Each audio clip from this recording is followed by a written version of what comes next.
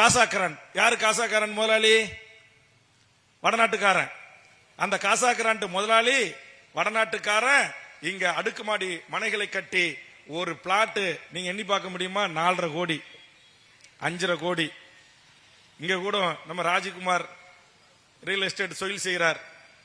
அவர்கிட்ட ஒரு பிளாட் ஒரு அடுக்குமனை குடியிருப்பு எவ்வளவுன்னு கேட்டா சேலத்தில் அதிகபட்சம் ஒரு 50 லட்சத்திலிருந்து 75 லட்சம். சேலமும் சென்னைக்கு நிகரான ரியல் எஸ்டேட் வணிகத்தில் கொடி கட்டி பறக்கிற ஊர் தான்.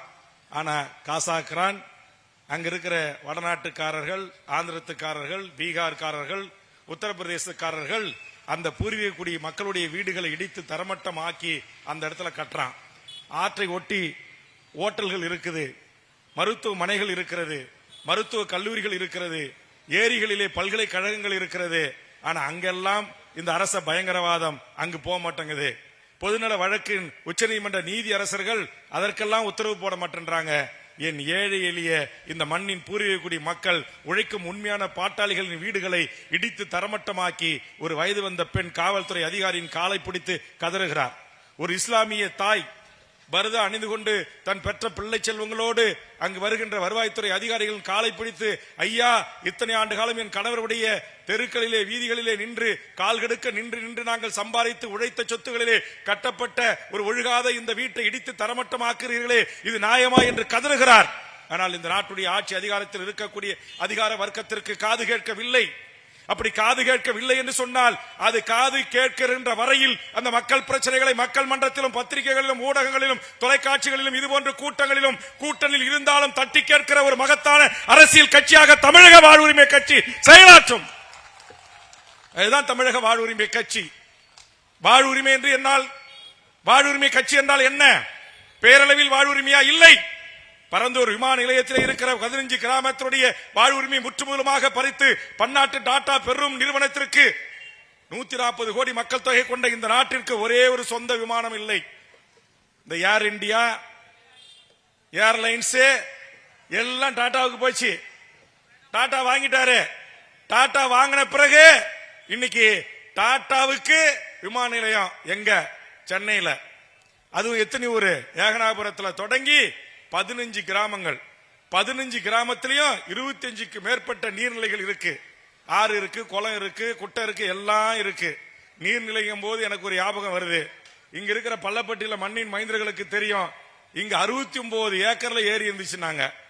இப்ப எங்க தங்க என்கிட்ட ஒரு மனு கொடுத்திருக்காரு. 69 ஏக்கர்ல 40 ஏக்கர் ஏரியை காணான் இருக்காரு. இப்ப வடிவேலு மாரி என் கிணத்தை காணான்ற மாதிரி நான் ஏரியை காணாங்கணும். எங்க அதிமுக நண்பர்களும் வந்து கேட்கறாங்க, திமுக நண்பர்களும் கேட்கறாங்க, என் பாட்டாளி கட்சிக்காரன் அங்க நிக்கிறான், நான் பேசுற தமிழ் தேசிய அரசியலை பேசுற நண்பர்களும் இங்க கேட்க நிக்கிறாங்க. நான் எல்லாரையும் பார்த்து கேட்கறேன், இங்க நாங்க தமிழ் தேசிய அரசியல் பேசுற நாங்க யாரும் அந்த 40 ஏக்கரை பட்டா போட்டு விக்கலங்க.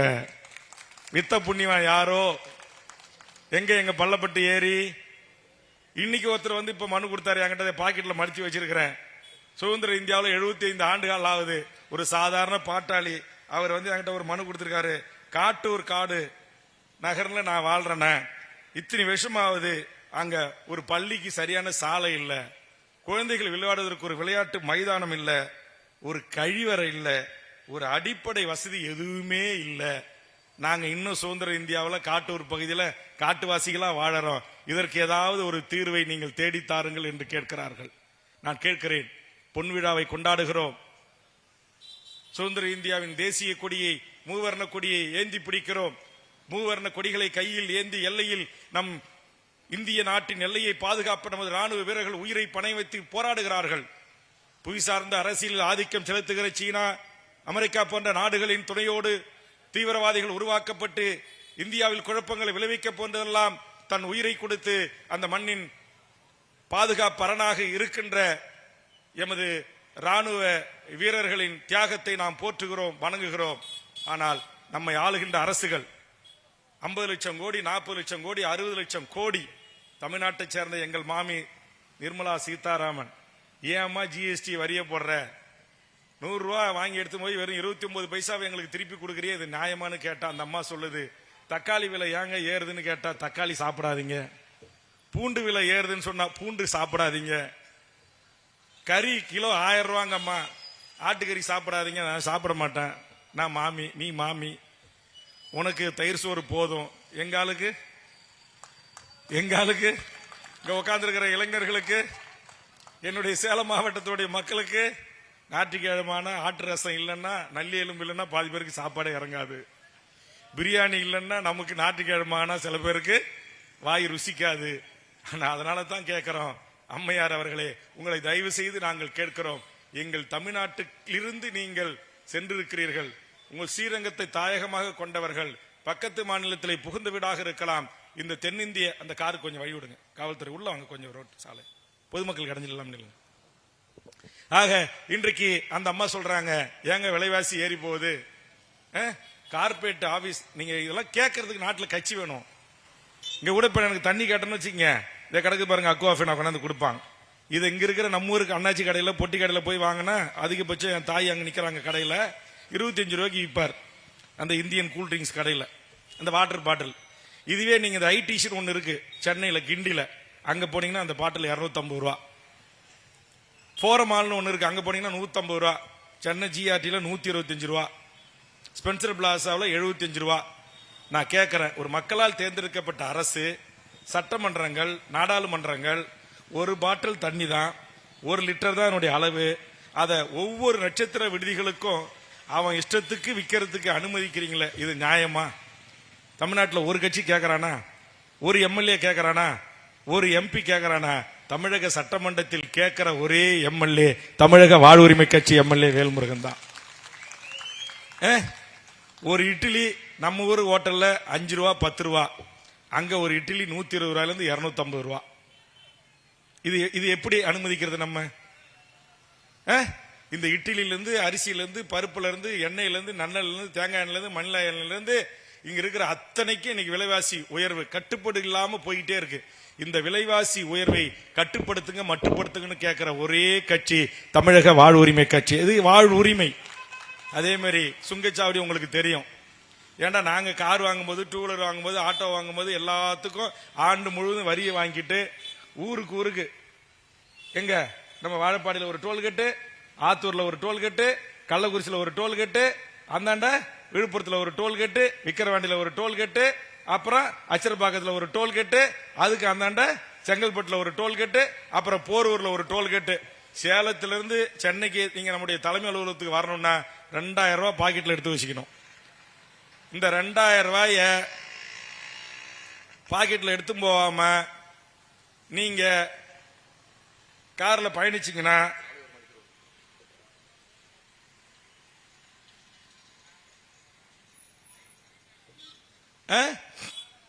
என்ன செய்யணும்? எங்க மதுபாலா, எங்க ஒன்றிய ராஜா போய் டோல்கேட்ல சண்டை.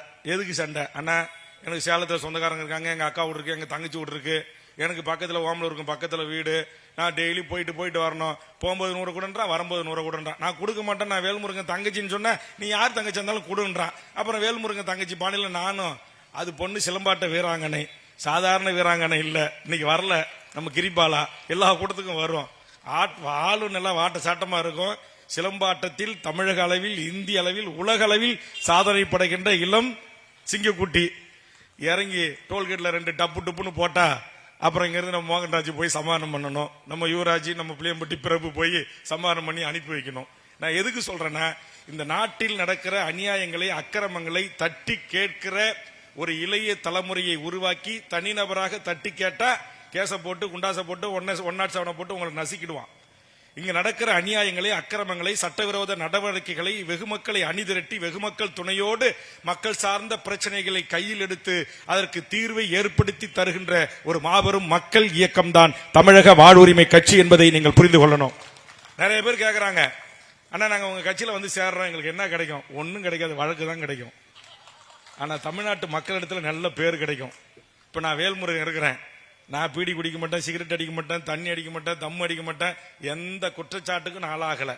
இது வரைக்கும் இன்னும் இருக்கிற எந்த என் வணிக நிறுவனத்துக்கிட்ட கூட நன்கொடைன்னு ஒரு புத்தகத்தை அடிச்சு என்னுடைய 40 ஆண்டு கால அரசியல் வாழ்வில் 6 முறை எம்எல்ஏவுக்கு நின்றுருக்கேன், 3 முறை சட்டமன்றத்துக்கு எம்எல்ஏவை ஜெயிச்சு போயிருக்கேன். இன்னும் எந்த என் தமிழ்நாட்டு தொழிலதிபர்கள் இருந்து சட்டத்துக்கு விரோதமாக பணம் சம்பாதிக்கிறவங்க கிட்டலே தலை வச்சே படுக்க மாட்டேன். இன்னும் எங்களை நேசிக்கிற உறவுகளிடம் கூட கையேந்தாமல் என் கட்சியினுடைய தொண்டர்களின் உழைப்பில் இந்த கட்சியை நான் நடத்தி கொண்டு வருகிறேன். ஆக அப்படிப்பட்ட இந்த கட்சி என்ன சொல்லுதுன்னா, நீ மாலை போடாத, காலில் விழாத, பட்டாசு வெடிக்காத, பொதுமக்கள்கிட்ட போய் அடிக்கடி நன்கொடைன்னு கேட்காத, ஏமாத்தாத, வேலை வாங்க தரேன்னு காசு வாங்காத, டிரான்ஸ்பர் வாங்கி தரேன்னு காசு வாங்காத, என்னால இதை தான் சாதிக்க முடியும், இந்த சேஷன் ஏட்டையா நான் சொன்னதான் கேட்பாரு, இந்த இன்ஸ்பெக்டர் ஐயா என் பாக்கெட்ல தான் இருக்காருன்னு காசு கேட்காத, அதுக்குன்னு 5000 வாங்கி 2000 அங்க கொடுத்துட்டு 3000 ரூபாய் பாக்கெட்ல போட்டுக்கிட்டு போவாத. இந்த மக்களுடைய பிரச்சனைகள் என்ன, இந்த மண்ணின் வாழ்வுரிமை சிக்கல்கள் என்ன? இங்க இருக்கிற சேலம் ஸ்டீல் பிளான்ட்ல என் மண்ணின் மக்களுக்கு வேலை கொடுத்திருக்கிறானா? இங்க இருக்கிற தலவமன்கிற ஒரு நிறுவனம், ஒரு கொரிய நிறுவனம், ஒரு வெளிநாட்டு நிறுவனம், இன்னைக்கு அந்த மண்ணின் பூர்வீகுடி மக்கள், இங்கே கூட அவருடைய தொழிற்சங்க நிர்வாகிகளை அருமை தம்பி தங்கம் வைரம் போன்றவர்கள் அழைத்து வந்திருப்பார்கள். அவர்களுக்கு இன்றைக்கு எங்க பணி நிரந்தரம் இல்ல, நான் மூடிட்டு அவுட் சோர்சிங் முறையில் பெங்களூர்ல கர்நாடகத்துல குறைந்த வேலையில இந்திக்காரனை வச்சு நான் உற்பத்தி செஞ்சுக்கிறேன், உங்களை டிஸ்மிஸ் பண்றான்னு சொல்றான். இல்ல, அது பண்ணக்கூடாது.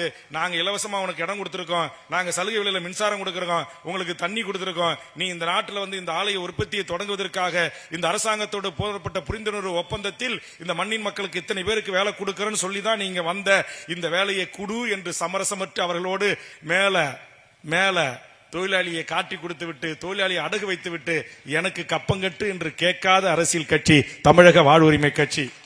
இங்கே என்னுடைய தொழிற்சங்க நிர்வாகிகளை தம்பி தங்கம் அவர்கள் அழைத்து வந்த போது நாட்டுடைய தொழிலாளர் துறை அமைச்சரவையில் எடுத்து போய் நேரடியாக அமர வைத்து அவரோடு பேச்சுவார்த்தையில் ஈடுபட்டேன். அவர்களுக்காக சட்டமன்றத்தில் பேசினேன். இங்க இருக்கிற ஒன்றிய அரசுடைய சேலம் பிளான்ட்டில் இந்த மண்ணின் மக்களுக்கு எத்தனை பேருக்கு வேலை கொடுத்திருக்கேன், சேலம் மாவட்டத்தை சேர்ந்த மண்ணின் மக்களுக்கு எத்தனை பேருக்கு வேலை கொடுத்திருக்க, இன்னைக்கு கேட்பதற்கு நாதி இல்லை. இந்த மண்ணில் இருந்து நான் வேண்டுகோள் வைக்கிறேன், ஒரு வீரபாண்டியார் என்கிற ஒரு மாபெரும் அரசியல் தலைவன் இந்த மண்ணில் உயிரோடு இருக்கின்ற வரையில் இந்த மக்கள் அங்கீகரிக்கப்பட்டார்கள், இந்த மக்களின் உரிமைகள் பாதுகாக்கப்பட்டன, இந்த மக்களுடைய பிரச்சனைகளுக்காக சேலம் மாவட்டத்துடைய முன்னேற்றத்திற்காக நாட்டுடைய முதலமைச்சராக இருந்த கலைஞர் அவர்களை சொடக்கு போட்டு கேள்வி கேட்கிற ஒரு ஆண் சிங்கமாக வீரபாண்டியார் இருந்தார், வாழ்ந்தார். இன்றைக்கு அவருடைய குடும்பத்தின் நிலைமை என்ன? திமுக வேட்பாளர் அறிவிச்சிருக்கு, அண்ணா திமுக வேட்பாளர் அறிவிச்சிருக்கு. 2 கட்சியிலே 2 இந்த குடும்பத்தினுடைய பிள்ளைகள் இருக்கிறார்கள், வீரபாண்டியாருடைய ரத்த உறவுகள் இருக்கிறார்கள். அரசியல் ரீதியாக அங்கீகரிக்கப்பட்டிருக்கிறார்களா? அரசியல் ரீதியாக அவர்களுக்கு கிடைக்க வேண்டிய இடம் கிடைக்கப்பட்டிருக்கிறதா? கிடைக்கப்படவில்லை. ஆனால் இன்றைக்கு அவர் இருக்கிற வரையும் சேலம் பஸ் ஸ்டாண்டை சுத்தி நம்மாலு செட்டியாரு ஆச்சாரி நகை கடை வச்சிருந்தான், வெள்ளி கொலுசு செஞ்சான், மெட்டி செஞ்சான், இன்னைக்கு மார்வாடி சேட்டு குஜராத்தி முழுக்க வந்து உக்காந்துட்டான். கேட்க நாதி இல்ல. நீங்க யாராச்சும் போய் கம்ப்ளைண்ட் கொடுத்தீங்கன்னா அடுத்த நிமிஷம் அவன் கம்ப்ளைண்ட் கொடுப்பான். ஏன்னா இங்க பாதி அதிகாரி, நான் கூட இந்த கமிஷனர் என்கிட்ட ஏஎஸ்பி இருந்தவர் தான், நண்பர் தான். யாரு? தமிழ் தெரியாது, வடநாட்டுக்காரரு. எஸ்பி யாரு? வடநாட்டுக்காரரு. என் சேலத்து சிங்கம் வீரபாண்டியன் என்கிற ஒரு பச்சை தமிழன் இந்த மண்ணில் அமைச்சராக இருந்த போது இந்த சேலம் மாநகர கமிஷனரா, மாநகராட்சி கமிஷனராகவும் தமிழை தான் போடுவார். அவன் எந்த ஜாதியா இருந்துட்டு போட்டோம். மாநகராட்சியுடைய சட்ட ஒழுங்கு கமிஷனரா தமிழை தான் போடுவாரு, இந்த ரூரல் எஸ்பியா தமிழை தான் கொண்டு வருவாரு. ஆனா இன்னைக்கு என்ன நிலைமை? வந்தவன் போனெல்லாம் டிஜிபி, வந்தவன் போனெல்லாம் ஏடிஜிபி, வந்தவன்லாம் பீகார்காரன், உத்தரப்பிரதேசக்காரன், மத்திய பிரதேசம் நமக்கு போலீஸ் கமிஷனர், மாநகராட்சி கமிஷனர். முதல் முறையா ஒரு தமிழச்சி, அதுவும் பெண், கிட்டத்தட்ட 155 ஆண்டு காலத்திற்கு பிறகு ஒரு மிக மிக பிற்படுத்தப்பட்ட சமுதாயத்தை சேர்ந்த ஒரு பெண் இப்போதுதான் சேலத்தில் மாவட்ட ஆட்சித்தலைவராக நியமனம் செய்யப்பட்டிருக்கிறார்கள். நாம் சிந்தித்து பார்க்க வேண்டும். இந்த மண்ணில் இருக்கிற கனிம வளம், இங்க இருக்கிற டிரான்சம், இந்த கனிமம் சுரங்கம் வெட்டி விற்கப்படுகிறது. இந்த ஏற்காடு மலை அடிவாரம், இன்றைக்கு கூட நாங்களாம் 5 ஸ்டார் ஹோட்டல்ல போய் ரூம் போட்டா 20,000 30,000 கேட்கறான்னு சொல்லி அருமை தம்பி மோகன்ராஜனுடைய வீட்டில் நாங்க ஏற்காடு மலை அடிவாரத்தில் தங்கியிருக்கிறோம். 4 பக்கமும் மலைகள், அற்புதமான இயற்கை ஒரு சூழல். ஆனா அந்த மலையை கொஞ்சம் கொஞ்சமா குடஞ்சி இந்த நாட்டை ஆண்ட அரசியல் கட்சிகள் கடத்தி வித்துக்கிட்டு போறான். கேட்க நாதி இல்ல. சட்டமன்றத்தில் இதற்காக அம்மையார் ஜெயலலிதாவிடம் வாதாடி போராடி அந்த கனிம கொள்ளைகளை தடுத்து நிறுத்தி தமிழ்நாடு அரசு அதிகாரிகளை கொண்டு கனிமத்தை கேட்கிற மக்களுக்கு வீடு கட்டுவதற்கு, ஏனைய தொழில் தொடங்குவதற்கு அரசு அளவீடு செய்து வழங்க வேண்டும் என்கிற ஒரு வரலாற்று சிறப்புமிக்க சட்டத்தை தமிழகத்தில் கொண்டு வர செய்தவன் வேல்முருகனாகிய நான். ஆனா இன்னைக்கு அந்த சட்டம், இன்னைக்கு SR மணல் கம்பெனின்றாங்க, ஆறுமுகசாமி மணல் கம்பெனின்றாங்க, அப்புறம் யாரோ ஒருத்தர் பேர் சொல்றாங்க. இதுவரையிலும் இந்த மண்ணையும் இந்த மலையும் இந்த கனிமத்தையும் ஆற்று மணலையும் திருடுகிற இந்த கனிமவள கொள்ளைக்காரிடம் நின்று ஒரே ரூபாய் கூட, ஒத்த ரூபாய் கூட கை நீட்டி வாங்காம அரசியல் செய்கிற ஒரே மக்களுக்கான இயக்கம் தமிழக வாழ்வுரிமை கட்சி. ஏன் வேல்முருகனை தலைமை ஏற்கணும்? இங்க நான் சொன்ன இன்னைக்கு நான் பெயர் படிச்சல இத்தனை பேரும் கட்சியினுடைய மாநில நிர்வாகிய மாவட்ட நிர்வாகியா இருக்கிறாங்க. மிகச்சிறந்த பேச்சாளர்களாக, மிகச்சிறந்த கள செயல்பாட்டாளர்களாக தமிழ் தேசிய தளத்தில் மகன், ஒரு வயசு பொண்ணு, குழந்தை, அப்பா, தாத்தா, பாட்டி குடும்பத்தோட சென்று வீதிகளில் துண்டறிக்கை விநியோகம் செய்து சுவர் ஒட்டிகளை ஒட்டி அடையாத மழை பெஞ்சாலும் விடாத காத்தடித்தாலும் தமிழ் தேசிய களத்தில் பயணிக்கக்கூடிய இந்த விரல் விட்டு எண்ணக்கூடிய இந்த ஆளுமைகள், இன்று இணைந்திருக்கிற இந்த ஆளுமைகள் நாளைக்கு திமுகவில் போனா, திமுகவில் இவர்களை கூப்பிடுறதுக்குனே ஒரு ஆள் இருக்கிறார். நல்ல வரவேற்பு உண்டு, நல்ல விலைக்கு போவோம். ஆனா இது ஆடுகள் அல்ல. நாங்கள் விலைக்கு போவதற்கு நாங்கள் தமிழ் தேசிய தலைவன் பிரபாகரனுடைய பிள்ளைகள் என்கிற உணர்வோடு என்னை அவர்கள் தேர்வு செய்திருக்கிறார்கள்.